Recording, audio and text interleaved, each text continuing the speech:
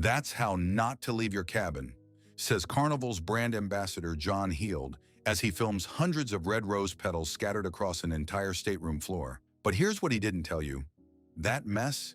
It's just the tip of the iceberg when it comes to passenger behaviors that make cruise ship stewards secretly want to throw you overboard. I've gathered real confessions from ex-cruise workers who finally spilled the tea on what passengers do that drives them absolutely insane. These are the 13 things that former cruise ship workers say you do that make their jobs a living nightmare. From disgusting cabin disasters to bizarre demands that get you blacklisted by the entire crew. And wait until you hear point 12. What happened when a family turned the buffet into their personal food fight arena? The photos went viral and it's worse than you think. Ready to find out if you're secretly driving your cabin crew crazy? Let's dive in. Point number 1, making bizarre special requests that defy physics. Former Princess Steward Maria shares her most ridiculous passenger request. Guess who asked her to rearrange the stars so they'd be visible from their balcony? The same passengers previously demanded pet dolphins in their cabin and asked her to make it stop raining at port. These impossible requests don't make you seem important. They make crew members question your sanity. Your steward wastes time explaining why they can't control nature instead of actually helping you with real problems. Word spreads fast, and you become the passenger everyone talks about in crew quarters. Simple fix. Understand stewards are humans, not wizards. They can bring towels and solve cabin issues, but they can't control weather or summon marine life. But impossible requests are nothing compared to misdirected anger. Point number 2, complaining about everything to the wrong people. A former Carnival steward was screamed at for 20 minutes about cold soup, except she worked in housekeeping and had never been in the kitchen. The passenger didn't care, yelling about terrible food while the actual problem went completely unsolved. When you dump complaints on wrong crew members, you traumatize people who can't help while your real problems stay unfixed. Your steward can't change the weather, fix Wi-Fi, or control restaurant food, but you're making them cry over things they have zero power to change. Here's what works. Stewards handle cabin issues, guest services handles ship problems, restaurant managers handle food complaints.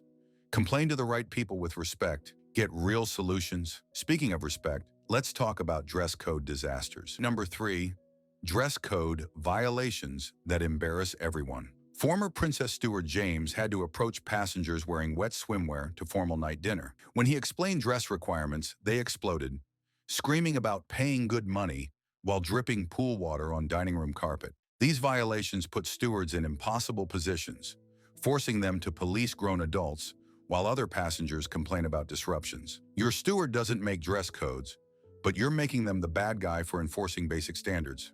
Simple solution: pack appropriate clothes, check dress codes before dining, and respect that some venues have standards. Your steward will thank you for not creating awkward confrontations, but dress drama is mild compared to elevator nightmares. Number 4, elevator etiquette that makes everyone cringe. Former Disney cruise workers share horror stories: passengers changing clothes in elevators, having screaming phone arguments, and one guest who was clipping toenails while others waited to board. Another steward found dirty diapers left behind after a family couldn't wait for their cabin. When you treat elevators like private bathrooms, crew members witness it and spread the story. You become the passenger tale shared across multiple cruises, affecting how every staff member treats you while making everyone else's experience miserable. The fix is obvious. Elevators are public spaces, not your personal changing room. Keep conversations quiet, don't perform hygiene routines, and remember other humans can see you. Now let's discuss room service disasters that make crew want to quit. Number 5, impossible room service demands. An ex-Norwegian steward recalls passengers calling at 3 a.m. demanding fresh sushi, birthday cake for 12 people, and that specific champagne from dinner, all delivered in 20 minutes. When told it wasn't possible, they screamed about paying good money and threatened to get someone fired. These unrealistic demands don't make you look important. They mark you as an entitled nightmare that crew actively avoids. Your steward isn't a personal chef. Room service has limited hours and menus, and screaming gets you flagged as a problem passenger. What works? Check room service menus and hours, Request reasonable items with realistic timing and treat staff like humans. Courtesy gets you better service than demands. Quick note, if this is saving you from cruise embarrassment, hit that like button so you never make these mistakes. But room service drama pales compared to cleaning schedule disasters. Point number 6, zero respect for cleaning schedules. Former celebrity stewards describe passengers who return during cleaning time, walk through wet floors in dirty shoes, and lie down on freshly made beds while housekeeping is working. Some treat cleaning time like entertainment, sitting and commenting on steward techniques. When you disrupt cleaning schedules, you force stewards to restart work and fall behind on their entire route. Your interference means other passengers get rush service while stewards struggle to maintain quality standards across 20 cabins. Easy fix. Respect. Room being cleaned signs. Plan around cleaning times. And if you must enter, ask permission and stay out of the way. Your steward finishes faster when not dodging around you. Speaking of staying out of the way, let's talk mind-reading expectations. Point number 7, expecting stewards to read your mind. Former princess workers share stories of passengers expecting them to magically know preferences. Exactly 3 ice cubes, towels folded in triangles, and chocolate-free turn-down service. When stewards get it wrong, passengers act personally offended by the poor service. Your steward isn't psychic and services 15 to 20 different cabins daily with different people and preferences. Expecting them to intuitively know your unexpressed wants makes you the passenger they dread visiting while creating impossible service standards. Simple solution: communicate preferences clearly on day 1. Write them down if complicated, and remember stewards juggle dozens of different requests. Clear communication beats silent expectations every time. But mind reading is nothing compared to power trip disasters. Point number 8, treating stewards like personal servants. Ex-Royal Caribbean workers tell stories of passengers snapping fingers for attention, demanding stewards drop everything for minor requests, and using phrases like, "You work for me." One steward was ordered to stand in hallways, waiting for orders, while passengers decided what they wanted. This master-servant attitude doesn't make you important. It makes you look like a terrible person that crew actively avoids. Word spreads through staff networks, and soon you're known shipwide as the passenger who treats people like garbage. Reality check. Say please and thank you. Treat stewards as hospitality professionals, and remember they help hundreds of passengers. Respect gets better service than demands ever will. Now let's talk about timing disasters that ruin everyone's day. Point number 9, bathroom horror shows that traumatize staff. A former Carnival steward opened a bathroom to find toilet paper covering every surface, towels soaked with mysterious liquids, and what she described as a crime scene around the toilet. The smell was so bad she needed hazmat-level cleaning supplies and maintenance backup. When you create bathroom disasters, you're not just being gross. You're creating health hazards that delay entire cleaning schedules. Your steward spends 45 minutes instead of 15 in your cabin, meaning every other passenger gets rush service. The fix is embarrassingly basic. Treat the bathroom like it belongs to someone you respect. Clean obvious messes, don't flood floors, and remember someone has to clean your nightmare. But bathrooms are just the start of cabin disasters. Point number 10, leaving your cabin like a crime scene. Remember those Valentine rose petals from the intro? That's actual footage from Carnival brand ambassador John Heald, showing hundreds of red silk petals covering every square inch of a stateroom floor.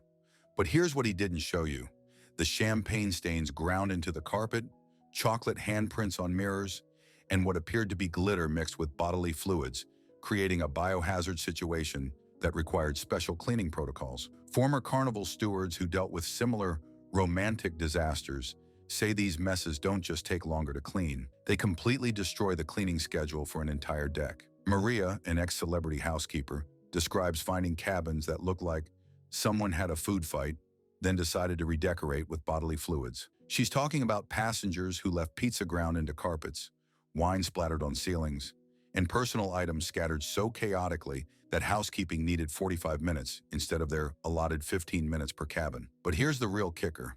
These disasters don't happen in isolation. When you leave your cabin looking like a crime scene, word spreads through the tight-knit crew quarters faster than a norovirus outbreak. Your steward has maybe 20 cabins to service in a 4-hour window, and your disgusting mess means every other passenger on their route gets rushed, lower quality service while you get labeled as that disrespectful passenger throughout the entire ship. The housekeeping supervisor gets complaints, other departments hear about the problem guest, and suddenly your reputation precedes you to every restaurant, bar, and service area on board. The 60-second fix is almost insulting in its simplicity.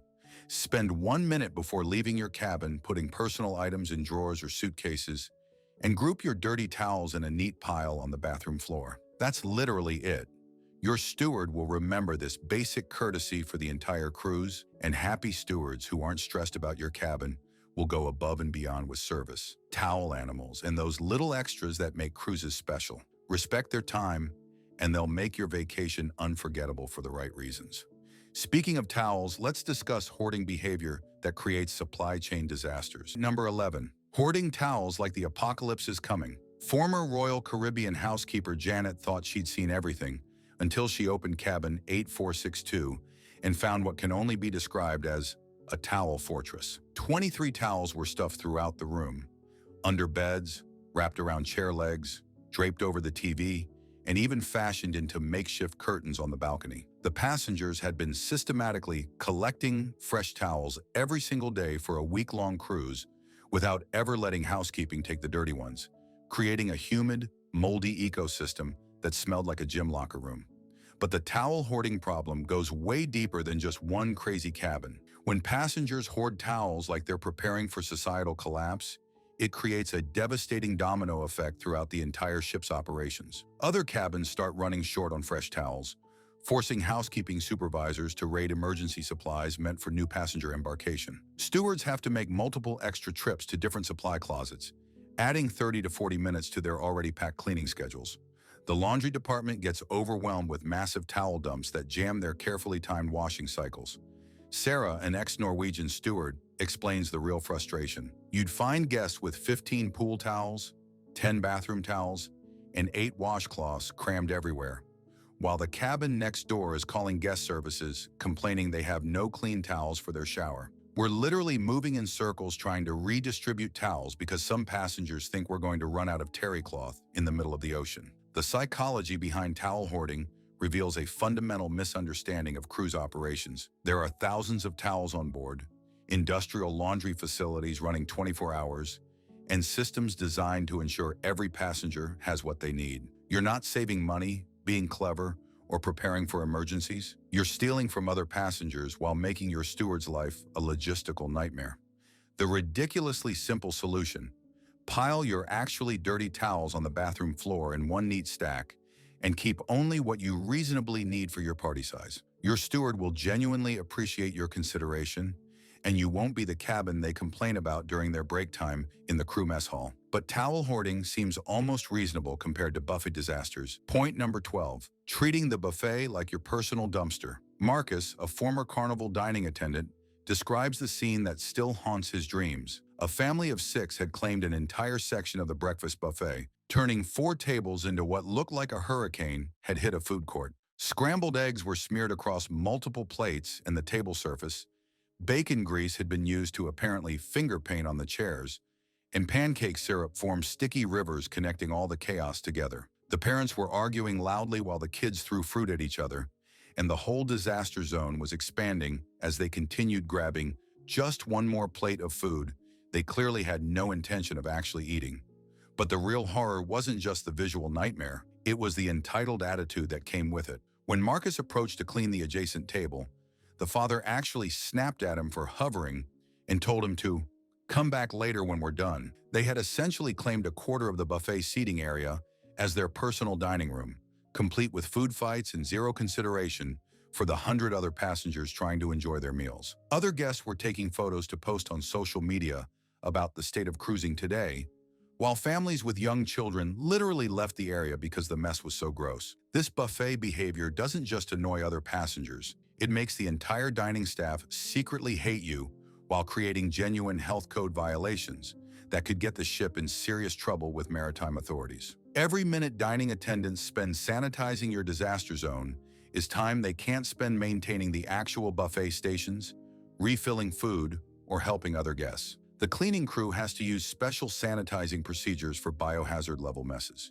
which means slower service for everyone, while you become the passenger story that gets shared across multiple cruise contracts. Former Princess Dining Supervisor Linda explains the ripple effect. When passengers treat the buffet like their personal kitchen explosion, it forces us to remove chairs and tables from service for deep cleaning. That means less seating during peak hours, longer wait times for families, and frustrated guests who blame us for poor planning when it's really about inconsiderate passengers destroying the dining experience for everyone. The fix is so embarrassingly simple, it's almost insulting to have to say it. Clean up after yourself like you would in your own home.